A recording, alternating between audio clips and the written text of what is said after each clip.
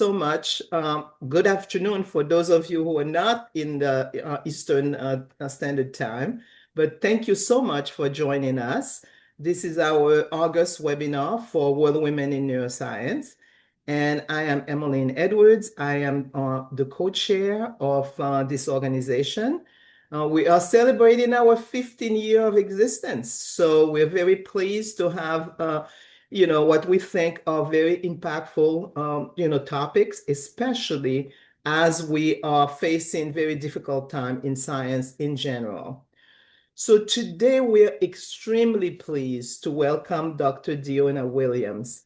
Dionna really exemplifies what WWN is really trying to accomplish, really demonstrating that neuroscience needs to be diverse, inclusive, and really celebrating excellence in science. So Dr. Williams is a first-generation college student. She graduated cum laude from Hofstra University, attended the Albert Einstein College of Medicine graduate studies, and pursued a postdoctoral fellowship at Johns Hopkins University. Currently, she's an associate professor at Emory University, where her research focuses on neuropharmacology and neuroimmunology of HIV. Her lab is identifying mechanisms by which HIV antiretroviral therapies cross the blood-brain barrier, assessing the brain's capacity as a drug metabolizing organ, and the impact of substance use on treating the brain during HIV. Additionally, her group is evaluating whether cannabinoid can be used to modulate immune responses to HIV and restore neurologic health. Dr. Williams identifies herself as a disabled, autistic, non-binary Black woman who comes from a disadvantaged background. She's a passionate supporter of trainees from marginalized groups in their scientific journeys, supporting faculty underrepresented in science and medicine as they navigate the academic landscape, dedicated to increasing our understanding of personalized medicine approaches to HIV and neurologic disease. Dionna, we're extremely pleased to have you join us this morning, so take it away. Thank you so much. Thank you for the very kind introduction and also the opportunity to be here, Dr. Edwards. I'm really excited to share with you a little bit about neurodiversity. Let me share my screen. And I hope you should be able to see and hear everything okay? Perfectly, yeah. Fantastic. All right, I'll give a little disclaimer that much of this is from my perspective, but I do know things about neurodiversity, and so we can have a conversation about it. So my name is Dionna. I use she, they pronouns. For people that need help with visual information, I'm a person of African descent. I have distinctive red glasses and I have a short afro. Related to neurodiversity, I am autistic and I have dyscalculia. So I have the lived experience of being a neurodivergent individual. I mentor and teach neurodiverse people in academia and in my lab, and I'm raising a neurodivergent child. And then I've also received formal training in pedagogy, teaching, mentorship of neurodivergent people. And so I'm really excited to share some of the things I've learned and have a really kind of fun conversation with you all. So I want to start with some acknowledgements of some things that I used when I was first kind of coming to understanding of neurodivergence. These are really great resources. You'll see many references throughout my talk, including from these. And these people have really been exceptional. So I'm just putting this here in case you're interested in further reading. All right, so let's talk about neurodiversity.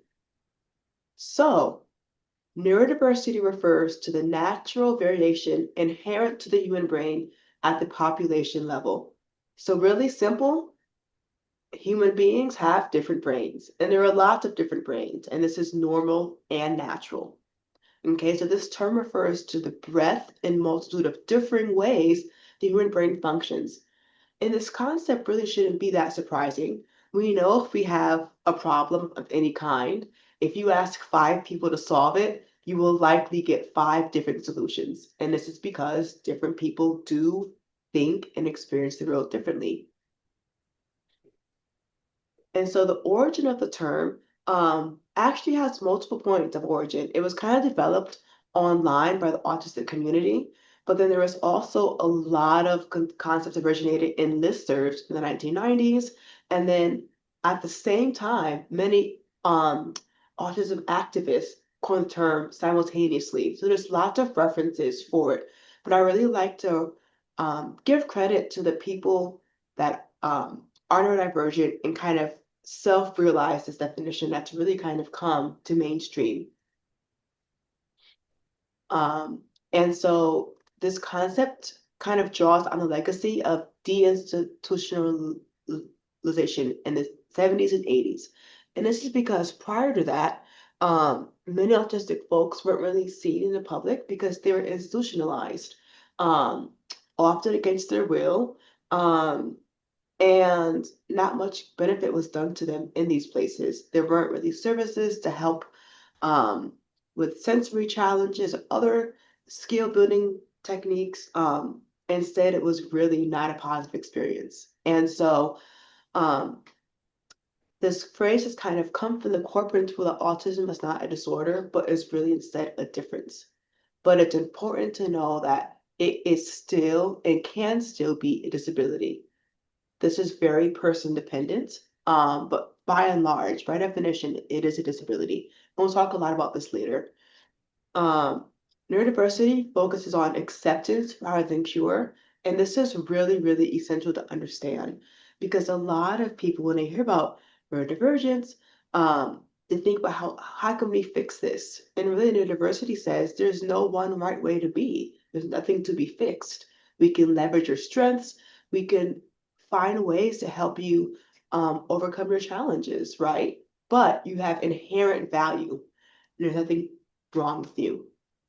And so this a salient feature of this definition is that it's led by autistic adults, part of their self-advocacy.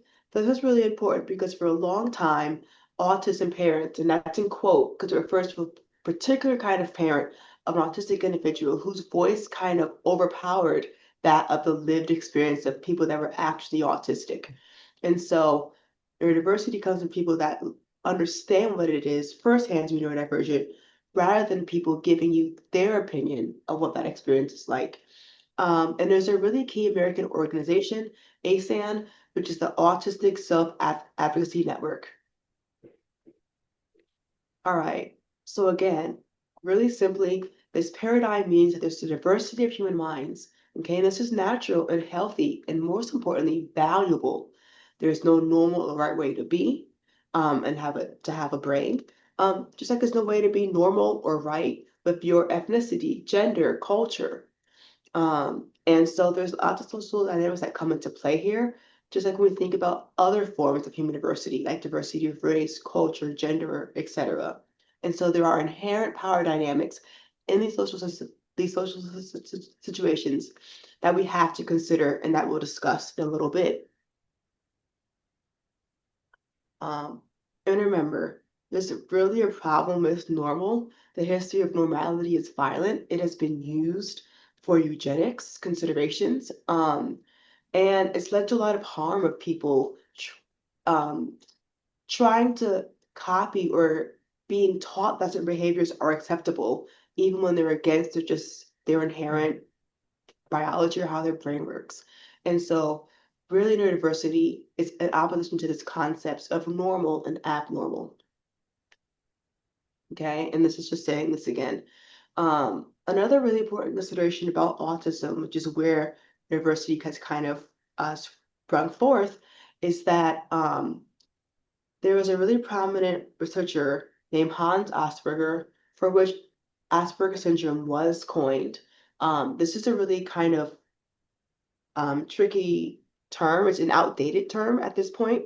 And it's because this researcher was allied with the Nazis and he did a lot of eugenic norming. And his studies at the time put an emphasis on people who had so-called value to society, and he would use them in experiments. But if you didn't have value, if you weren't normal, then you were kind of among the first to kind of go through the Nazi experience and gas chambers and eugenics.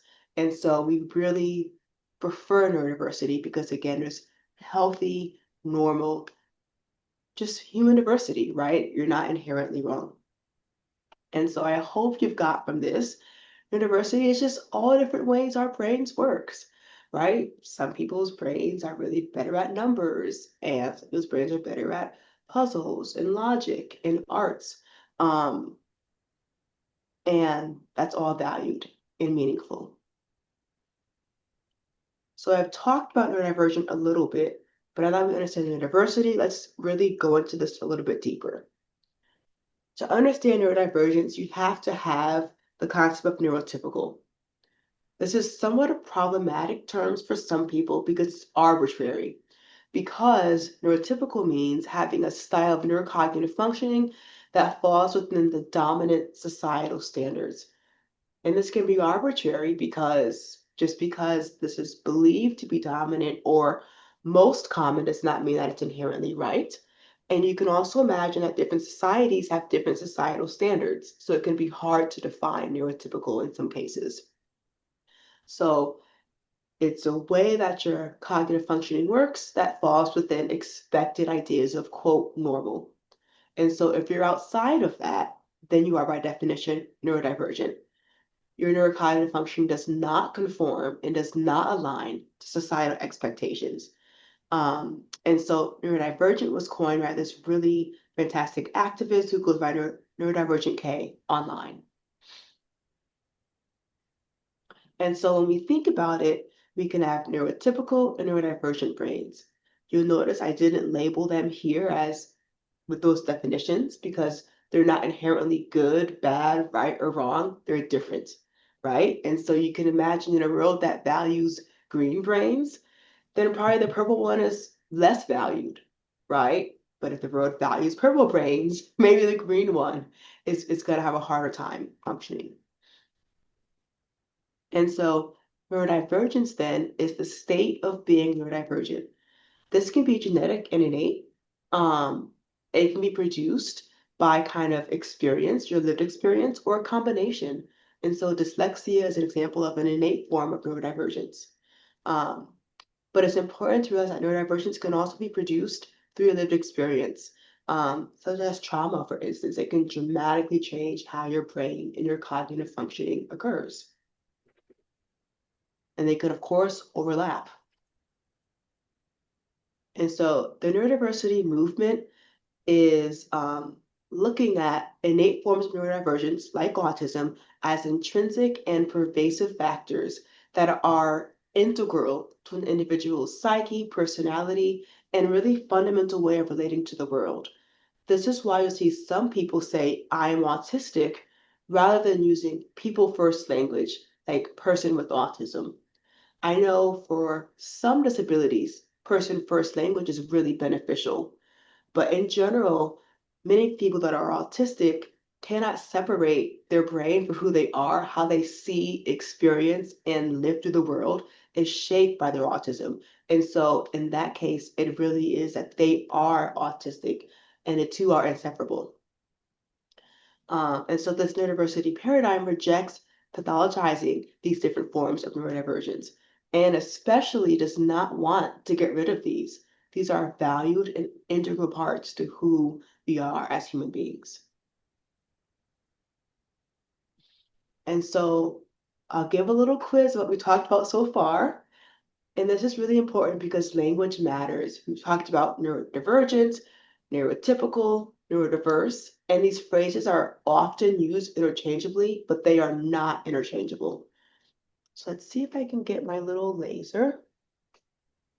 So this first square here shows brains that are neurodivergent and neurodiverse. The green, purple, I don't know, brownish, and blue, they are neurodivergent brains. And they're also neurodiverse because it's a population of different kinds of brains. This is important because This neurodivergence is relative to this pink neurotypical brain, which has inherent flaws, but that's how the definitions exist. Now, this group of green brain people are all neurodivergent, but they are not neurodiverse because they all have the same neural type. They all have this green brain in it. Now, this green brain experience can be really different. Each person can have different strengths, weaknesses, experiences of the world, but they all fall into the same neural type or green brain experience. This group down here is a neurodiverse group. It includes this neurotypical brain and also the different neurodivergent brains. So this collective group is neurodiverse. It's also important to remember that neurodivergence can be co-occurring. You can be multiply neurodivergent. So this person has purple, brown, and blue diagnoses, right? And so groups of people can be neurodiverse, but not one person. If you're talking about one person, you probably mean neurodivergent. And remember, one person can be multiply neurodivergent. All right, so this is already a little bit complex. Let's expand on this even more. So, neurodivergence is more than autism. This is a really key point because often you will hear them used interchangeably. This is incorrect. If you are not autistic, you are allistic, and that can include neurotypical and other neurodiverse or neurodivergent people. Okay? Neurodivergent is an umbrella term that is really all-encompassing. I'm showing you here a non-exhaustive list of just some neurodivergent conditions. Okay, so it is not just autism. Autism is just one of the neurodivergent experiences. Okay. Wow. Remember, you can also be multiply neurodivergent. And so, for instance, with autism, it's really common to have co-occurring ADHD. And it's just actually really interesting because until about a decade ago, you actually could not be diagnosed with both conditions. If you were diagnosed with ADHD, it was impossible to ever be diagnosed with autism. And we now know that's incorrect. They're actually co-occurring and have a lot of overlapping genetic factors and also really similar clinical traits. And so things can evolve, our understanding is growing, but the point of this is you can have multiple neurodivergent conditions at the same time. So there's a lot of challenges that people often think about when they hear neurodivergent conditions, and I'm listing just a few here. You hear about people having challenges with various aspects of their daily living, executive functioning, their sensory experiences of the world, attention, learning disabilities, or learning considerations. And so this is kind of a lot of people think about when they hear that someone has a neurodivergent conditions. But a really beautiful thing of the neurodiversity movement is that we're also increasingly recognizing the skills and strengths that neurodivergent folks have. Okay, and so I'm showing you again just some neurodivergent conditions. You'll see here individual petals that show some of the strengths associated with each condition. And you'll see some overlapping petals as well, kind of reminiscent of a Venn diagram of shared experiences between co-occurring or similar conditions. Okay, and so there really is a lot of beauty in being neurodivergent. And we'll talk about the strengths and weaknesses in a little bit, but you see the world differently, and that really shapes your ability to have creativity, concentration, joy, processing of information, being empathetic, noticing really, really tiny details, verbal skills, all kinds of things, being really authentic. In an effort to really support and spread awareness of these skills and strengths, though, there's the risk of considering neurodivergence as a superpower. Now, some people do consider being neurodivergent a superpower, and that's kind of a personal experience. But as a whole, I caution that consideration because there are so many different abilities and experiences, and that everyone will resonate with that. And also, it kind of shifts the focus towards the fact that you have to be extraordinary and that you have to overproduce. And this is really common in workplace and school settings. Um, but because of reasons we'll talk about, neurodivergent people have very real struggles, and so it is not a superpower. But we can still celebrate all the unique things and the ways that we experience the world in a really authentic experience. And again, we'll talk about this much more with some examples. And so it's important to consider part of the neurodiversity movement stems from the social model of disability. And this is really interesting. This says, this is a framework that explains being disabled really has to do with societal barriers. Okay. And so it's the oppression and exclusion of people with different impairments. And the challenges they face is because of the way society was created to be run and organized. And so there can be environmental barriers. For instance, if people have physical disabilities, they may have inaccessible infrastructure. So they may not have ramps or elevators to get places. Um, you can have institutional barriers like lack of employment opportunities. So COVID was a really good example of this. Before COVID, it was really frowned upon to work from home, but all of a sudden the whole world was able to now accommodate this. And in recent years, that flexibility has now gone away, leaving people with disabilities back to having challenges with employment, for instance, or being underemployed. And it's also just attitudinal or kind of perspective barriers, negative stereotyping, poor understanding that really lead to lots of challenges. And so we can compare this with the medical model of disability. And it's really a direct kind of contrast. So the medical model says that people have special needs. Social model says the person has human needs because they're humans with their own unique needs, right? And the needs they have are part of the normal human diversity. Medical model says you have to fit and adjust to fit into how we're supposed to be, and we're going to fix you and cure you. Social model says, how can we adjust society and the environment to limit biases and barriers so these people can have a functioning quality of life, right? Medical model is deficit-based. Social model is strengths-based. And again, there's some considerations of both depending on the person, right? You don't want to only focus on strengths, but social model does consider strengths people have. Talked about this. Medical model talks about being curative and fixing people. Social model says, no, people have equal rights. They're not broken. How can we help them live satisfying lives that every human being deserves just because they're a human being?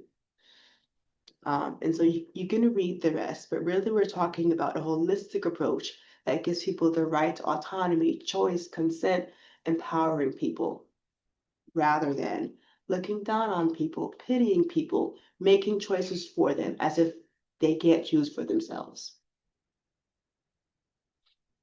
All right, so we have a really good framework, I hope, and everyone has kind of learned a lot so far. Let's talk about this from the perspective of science and academia.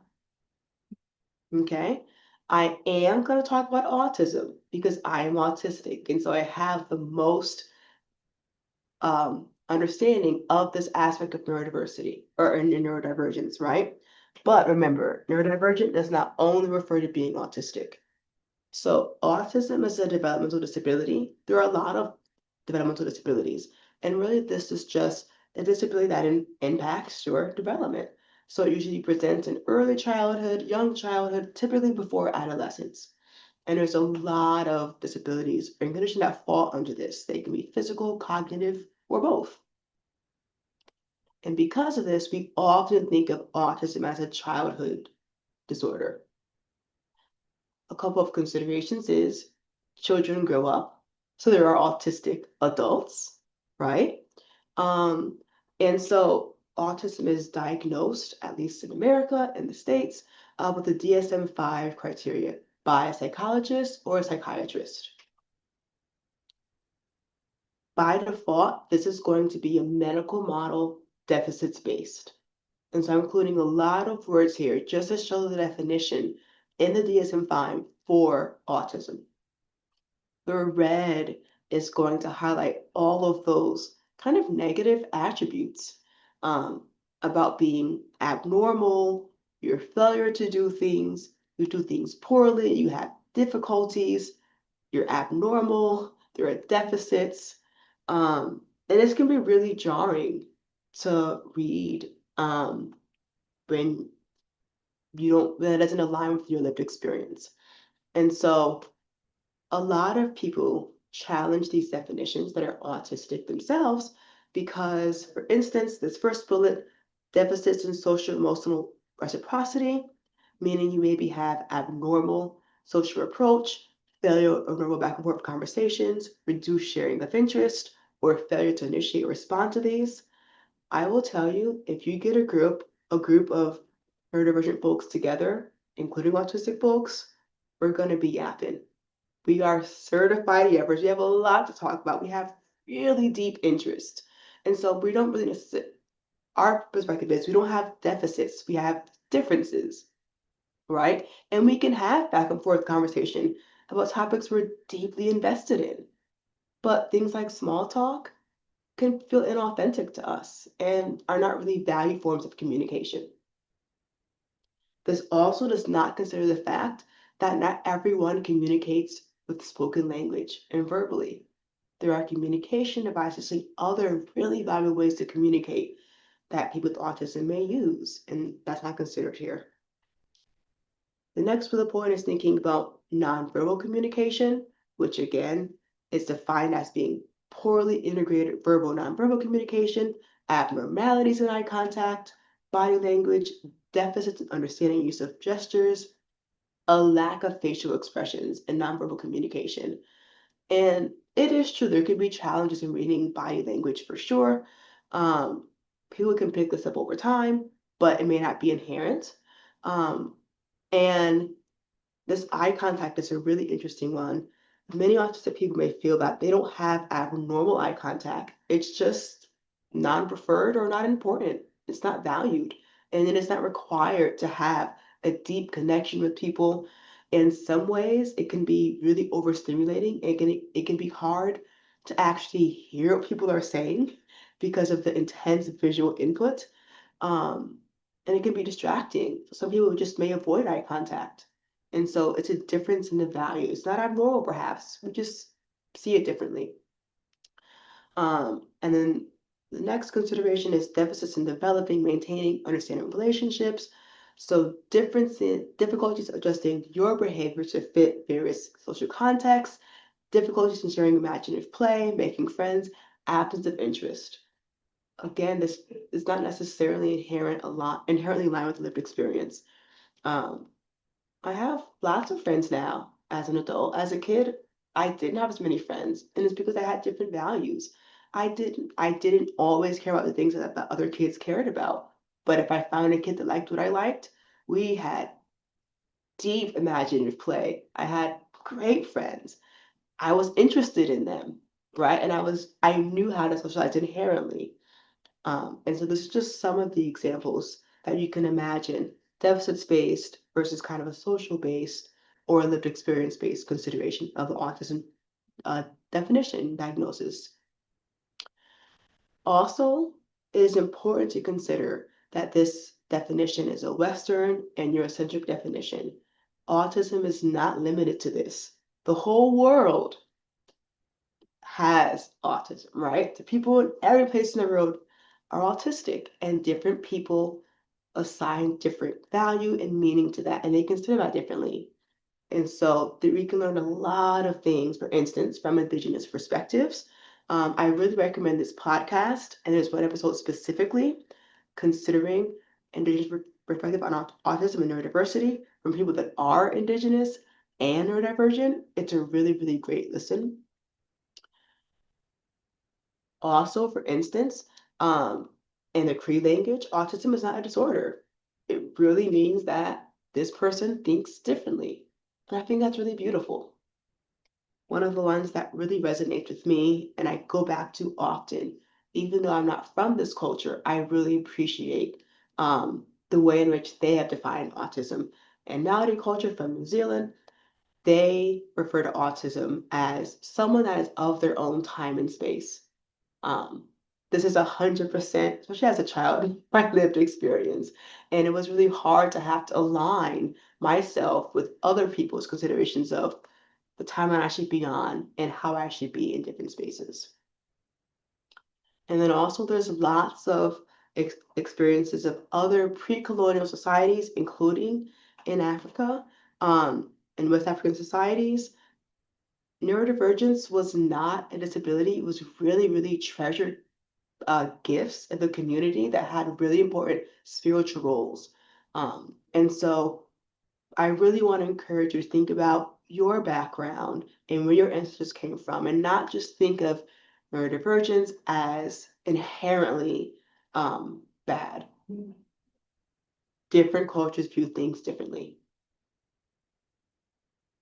Okay, so real life, what does this look like? Well, there's a really, really famous quote from Dr. Stephen Shore that says, if you've met one person with autism, you've met one person with autism. This is such an invaluable quote because every person is going to be different. There are certainly some similar traits. There are some key features, but you cannot compare any two people directly. And this is how a lot of people say, oh, well, you don't look autistic. I don't know what that means because my autism presents very differently, even for me on a given day. And we'll talk about that. Okay, so people hear the autism spectrum, and what they think that means is that people are less autistic or more autistic. This is incorrect. It is not a linear spectrum. I really want to encourage you to reframe your thinking, instead to look at different domains. Okay, and a spectrum is really talking about your experiences with some of these domains and how well you're doing in them or the challenges you may be having with them. So, for instance, executive function, sensory sensitivities, repetitions, interests, and you can think of the strength or magnitude of challenges you may have in these domains.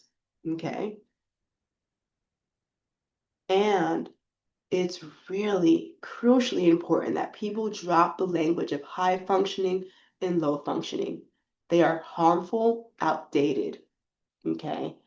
We do not use that language anymore. I know it's really common to discuss colloquially, but rather we talk about support needs. There's low, moderate, and high support needs. And that talks about each person's individual experiences and what they may need. Okay, no high functioning, no low functioning. You are not more or less autistic. Rather, you have differences of experiences and different challenges in varying domains. And so again, withdrawing functioning labels, it one gives an inherent value to high functioning, which is really wrong. Additionally, it negates the consideration that every person is different and that each person has different needs at different times. Further, it really oversimplifies a really complex spectrum, reinforces kind of this assumption and need for people to overperform to the point of being harmful and really masking their difficulties. All right, so there are diverse autistic presentations. These two people are both autistic and they have really, really different lived experiences. Autism is often thought about how people perceive you. So what they see you doing, like stimming, just stimulatory behavior or repetitive movements that help you regulate. This can look like hand flapping, for instance. But for other people, it could be clicking a pen, spinning in a chair, biting in of your cheeks when you're uncomfortable. It looks incredibly different. And so really, really different presentations for different people.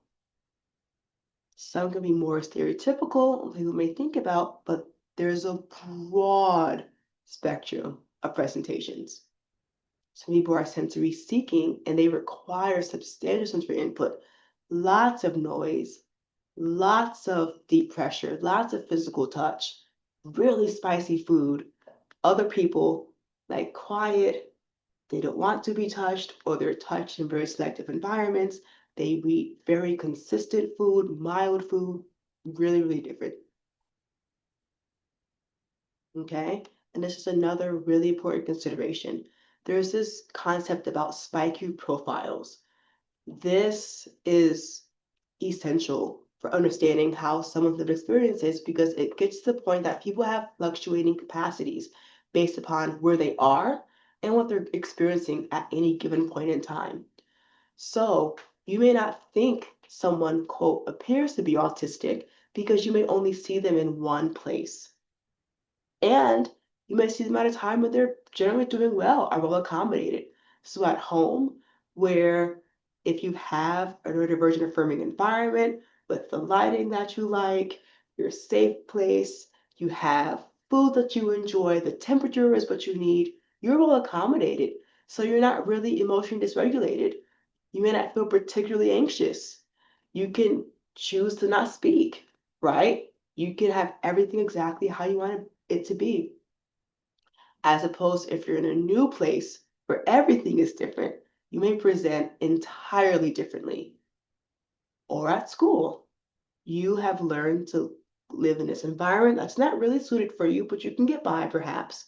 But again, you may not appear the same as you do at school or at home.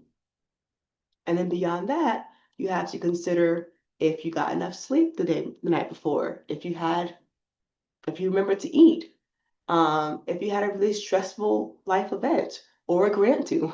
All of those things can change the ways in which your autism presents. And so please do not hear that someone's autistic, compare them to someone else and say, oh, well, this person is like this. Because again, that one person is going to have different presentations based on their environment and what's going on in their life. It's also really important to recognize that the discourse on autism is heavily, heavily led by lower support needs individuals, so-called level 1 autistic people. These people don't need as much support. They may be able to live very independent lives with challenges, but they do not need substantial supports.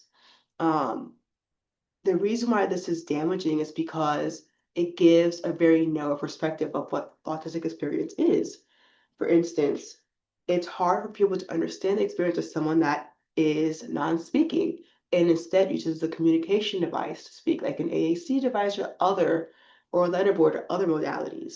And so it can be a relative privilege to be lower support needs, level 1 autistic, compared to someone that has higher support needs. And so there's this really, really nice short documentary on Netflix called Michaela's Voice. It's about a young girl who is finding her voice. She's autistic. Um, she does not communicate verbally. She is a brilliant poet.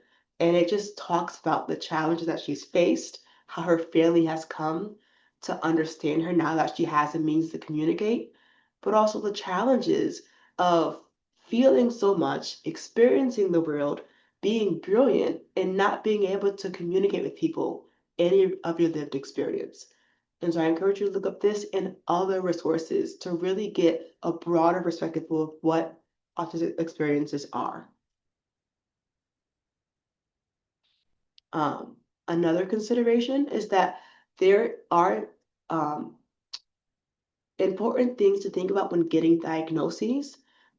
Essentially, it can be beneficial to get an autism diagnosis because you can better understand yourself. You may be able to get accommodations that really help you navigate school or work environments that really aren't designed for you, interventions, support services, all kinds of things. But there are also drawbacks because there's a lot of stigma with autism. You may worry about bias, being infantilized, medical care. It's also incredibly costly to get a diagnosis. Not everyone can afford getting a diagnosis. So this is why many autistic folks fully value people that say, I am self-diagnosed autistic. And so feel free to look that up, or we could talk about it more if you're interested. There's Dionna, also safety considerations. I just want to give a quick 5 minute or so warning. Perfect, thank you. There's also safety considerations, particularly here in the States, with so-called autism registries, tapping Medicare and Medicaid information to make databases of people that are autistic. And this is not just the US. There are many countries in the world that have um, um, regulations that may limit people immigrating if they're autistic. So the bias is very real, and it can be scary. And so I received a diagnosis of autism at 35. I was not a child. I was much delayed. Also, I just love this picture because it's very, very 80s, 90s style. But no one knew this young child was autistic despite having all of the experiences that I discussed. And some of that is because of many sociocultural things, such as in the 90s, um, girls and people socialized as girls were not even able to be diagnosed with autism. It was only a boy's condition by definition. So if you were a girl, you could not be diagnosed with autistic. But also, maybe your family has just no understanding. You don't have access to getting diagnosis or medical care, the stigma of it, all kinds of things. I want to just shout out Reddit autism. Looking up this, I went down this really, really big loophole of all these childhood bingos of late diagnosis. And it was so affirming because a lot of these things I 100% related to, and I didn't know that so many other people that were late diagnosed had comparable experiences. So if you're interested, go take a look. It's really, really um, lighthearted and fun. It's something that can be really traumatic to go your whole life not fully understanding yourself, knowing yourself, um, and not knowing why things are so hard or why you're so different than other people. And so with that, I'll stop. I want to make sure we have times for questions. Um, and yeah, thank you so much for your attention. Dionna, thank you so much for fascinating and wonderful talk. I think I've learned a lot, and I hope that everybody has too. So we're going to open it up for questions, but I'm going to take the privilege to ask the first questions. You said something that kind of piqued my interest at the beginning when you talked about, having this innate, construct. But then you said that that could also develop as part of trauma. So that kind of, I'm wondering, are you suggesting that one could actually start as quote unquote neurotypical and then as a result of trauma actually move into the other spectrum? Yeah, absolutely. So neurodivergent conditions are really, really interesting because most are not monogenetic, right? There's some genetic heritability that's known for a fact, and then there's an environment and all other kinds of things. Um, and so, yes, it is possible to be neurotypical. Something happened in your life, and that trauma may not be only like emotional or mental, it could be physical, Mhm. like traumatic brain injury. That may change your brain irreparably, right? And move you into this other profile that you now have a valued and inherently worthy brain neurotype. And so, yes, people can shift, just like being disabled. If you live long enough, very likely you're going to develop a disability, but you may not have always had one from a child and your early adulthood. Can I just ask one more follow-up question? So, has there been any research actually looking at adverse childhood adversity as a precursor or as a factor, a moderator of neurodiverse? Absolutely. Um, Absolutely, yes. People are looking at the links as kind of precursors, but also Mhm. just the fact that there is typically when you're neurodivergent, you have a lot of anxiety, a lot of trauma, just because of the way the world is not designed for you, and just because your experience is so different. And if you're late diagnosed, that's like brownie Yeah. points, like extra points. And so, absolutely, there's a lot of studies looking at early adversity, trauma, and there's a lot of co-occurring mental health conditions like depression as well. Um, it gets really, really complicated, but yes, people are looking and people are aware of the Thank you link. so much. Absolutely. Michaela? Yes, so I have an anonymous question in the Q&A. So I'll read it out for you. I'd be interested in hearing your thoughts on research related to neurodivergent conditions, such as autism, ADHD, etc. How do you see the research on these conditions evolving in ways that remain conscientious of neurodivergent perspectives rather than focus on normalization? I Mhm. love that you asked that question because I have slides on that and I'm going to bring it back up very quickly. Um, but essentially, people are looking into this. There's a really nice eLife Neurodivergent in Academia collection from a few years ago. All of these papers are like really, really great. So, and people are publishing on this topic more. But also, if you look at NIH funding, when you're disabled, it's really, really under funded compared to people that are not disabled. And so the people that are doing this science are typically not neurodivergent. But there's been a shift. There's looking at NIH reporter that shows the, funded work by the NIH from 2023. And a lot of the research has been what are the problems, what are the genetic causes, how can we fix these conditions?